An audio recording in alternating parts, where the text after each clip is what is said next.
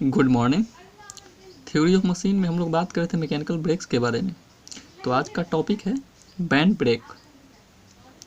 Band break रोप, belt और flexible steel band का बना होता है, जिसे हम अपने ड्रम के अगेंस्ट, ड्रम के एक्सटर्नल सरफेस पे प्रेस करते हैं जब हमें ब्रेक को अप्लाई करना होता है। तो ये आप देख रहे होंगे स्क्रीन पे एक सिंपल सा डायग्राम है, एक जो कि बैंड ब्रेक को रिप्रेजेंट कर रहा है। ये एक लीवर है। ओके, इस लीवर को हम सिलिंड्रिकल ड्रम से कनेक्ट कर दिए हैं जिस पे हमें ब्रेक अप्लाई करना है।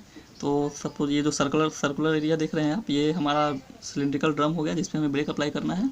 इसका रेडियस आर है और इसको हम लीवर से कनेक्ट किए हैं एक बेल्ट के माध्यम से, जैसा कि बैंड ब्रेक कहते हैं। बैंड ब्रेक में हम बेल्ट का इस्तेमाल करते हैं, तो बेल्ट के माध्यम से हम इसे अपने लीवर से कनेक्ट कर लिए हैं। लीवर के फ्री एंड पे हम अपना ब्रेकिंग एफर्ट अप्लाई करेंगे, जिसके फलस्वरूप क्या हो गया, इस बेल्ट में टेंशन जनरेट होगा। ओके, इसका अरेंजमेंट कुछ ऐसा, उसके बारे में बात करते हैं। तो इसमें टेंशन जनरेट होगा और क्या होगा, इस पर ब्रेक अप्लाई होगा। तो चलिए डायग्राम को देखते हैं। तो आप देख रहे होंगे एक सिलिंड्रिकल ड्रम जिसका रेडियस आर है, बेल्ट से कनेक्टेड है। उस बेल्ट का एंगल ऑफ लैप जो है थीटा है। ओके, ये जो मेरा लीवर है, ये लीवर ओ पॉइंट पे हिंग्ड है, मतलब कि मेरा पाइवोट कहाँ पे है, ओ पे। इसका एक फ्री एंड है जहाँ पे एफ ब्रेकिंग एफर्ट अप्लाई किया गया है और इस पाइवोट से इसका डिस्टेंस एल है।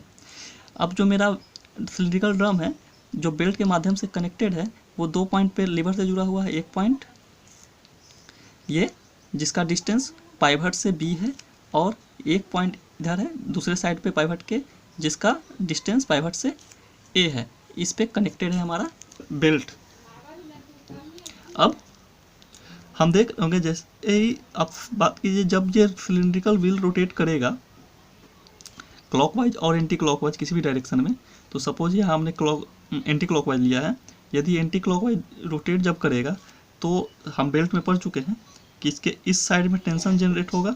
हालांकि दोनों साइड में टेंशन जनरेट होगा, तो इस साइड में टेंशन टाइट साइड होगा और ये स्लैक साइड टेंशन होगा। कुछ नेमिंग दे देते हैं हम इसका। तो दैट इज सपोज हमने इसका नाम दे दिया T1 और T2। ये सिंबल देख रहे हैं आप, जानते हैं कि ये टेंशन का सिंबल है, स्ट्रेंथ ऑफ मटेरियल में आप पढ़ चुके होंगे, टेंसाइल फोर्स का है। तो ये टेंशन का सिंबल है, इसमें दोनों साइड टेंशन है, बट अगर इसका डायरेक्शन ये होगा तो इस केस में टाइट साइड T1 और स्लैक साइड T2। बट यदि हम इसका डायरेक्शन को अपोजिट कर दें तो ये टाइट साइड हो जाएगा और T1 स्लैक साइड हो जाएगा। तो ये डिपेंड करेगा कि इसका डायरेक्शन ऑफ मोशन क्या है।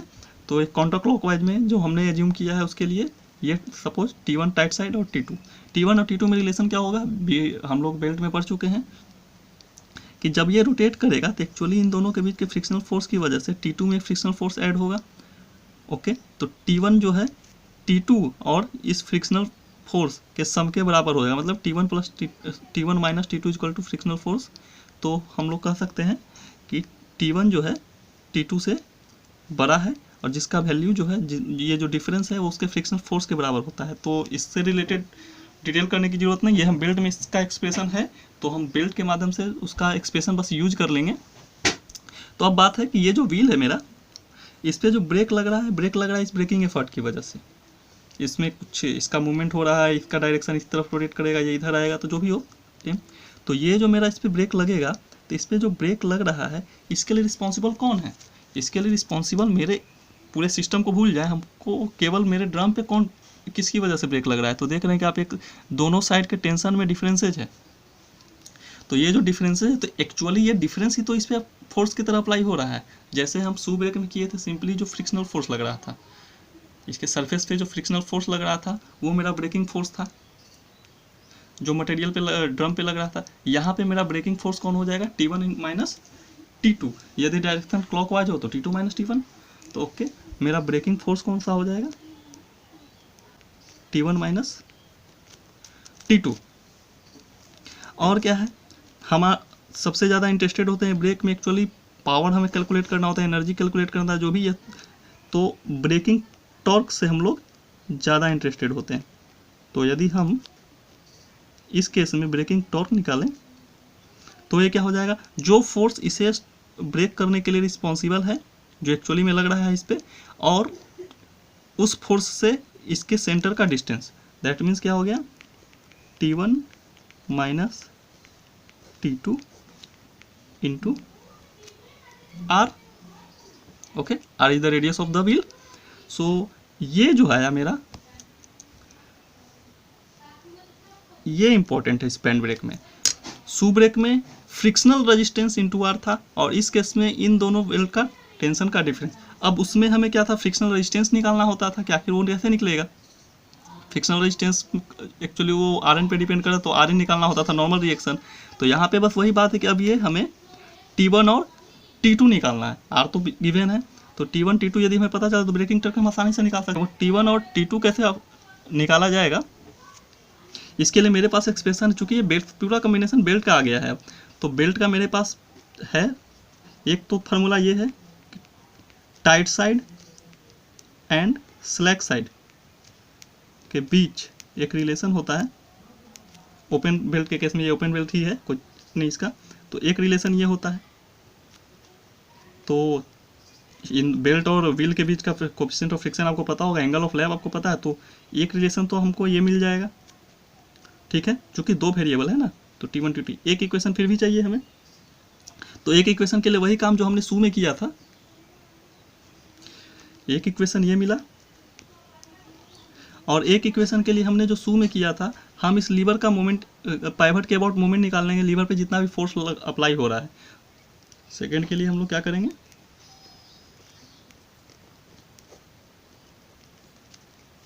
Considering all forces acting on liver,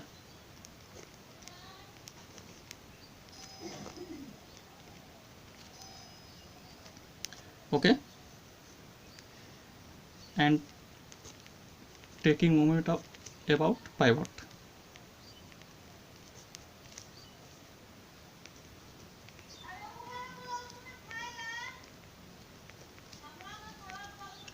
ठीक है, तो वो मेरा पाइवट, उसके अबाउट यदि मोमेंट लेते हैं हम, तो चले किसी भी साइड से स्टार्ट कर लेते हैं, F से ही स्टार्ट करते हैं। F का डिस्टेंस O से कितना है, L। ओके, डायरेक्शन इसका क्लॉकवाइज। T2 का देखिए, यह है तो आपको यहाँ पे दो डायरेक्शन दिख रहा है, लेकिन हम लीवर को ले रहे हैं, लीवर पे लगने वाला फोर्स, तो लीवर पे कितना लग रहा है फोर्स इसका, इस डायरेक्शन में, तो इस पॉइंट पे इसका मोमेंट क्या होगा, क्लॉकवाइज, दैट मीन प्लस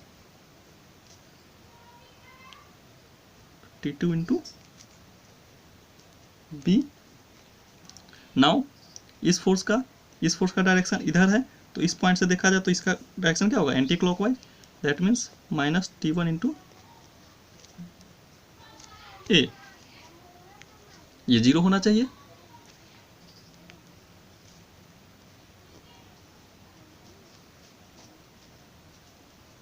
इसको सॉल्व कीजिएगा आप, T1 है उधर गया, माइनस T2 भी, L जो है डिवाइड हो जाएगा इससे। ओके, तो ये एक इक्वेशन आया जो किसको रिप्रेजेंट कर रहा है, आपको F को। ओके, तो F हमें पता है कितना अप्लाई किया गया है, तो इसके हिसाब से यदि F जितना हम अप्लाई करेंगे उसके हिसाब से T1 T2, और ये तो एक कांस्टेंट हमेशा होगा, ये रिलेशन तो फिक्स है। और मेरे ब्रेकिंग एफर्ट की वजह से T1 T2 का एक और इक्वेशन आएगा, तो इन दोनों का मदद से फर्स्ट और सेकंड इक्वेशन जो आया, इसकी मदद से हम ब्रेकिंग टॉर्क आसानी से कैलकुलेट कर सकते हैं, T1 T2 की वैल्यू कैलकुलेट कर सकते हैं, और उसके हिसाब से हम ब्रेकिंग टॉर्क फाइंड आउट कर लेंगे। तो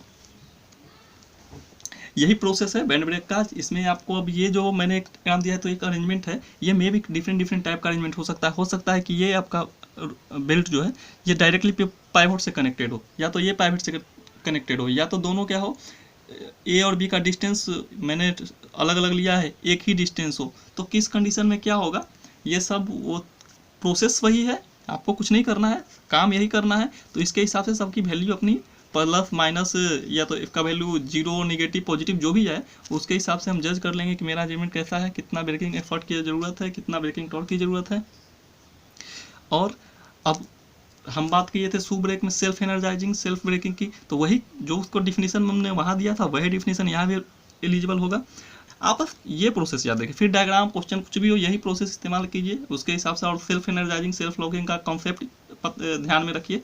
बाकी कुछ भी हो, किसी भी टाइप का हो, डायरेक्शन भी इसका अपोजिट हो, तो उसके हिसाब से आप सब कुछ अप्लाई कर सकते हैं, कोई दिक्कत नहीं है, आपको सॉल्यूशन आ जाएगा। तो मैं सीखने की चीज़ जो थी, स्टेप्स जो है बस आपको ये है, बाकी डिफरेंट डिफरेंट केस जितना टाइप का प्रॉब्लम प्रैक्टिस कीजिएगा, अप्लाई कीजिएगा, कोई दिक्कत नहीं। कोई दिक्कत हो कमेंट कीजिएगा।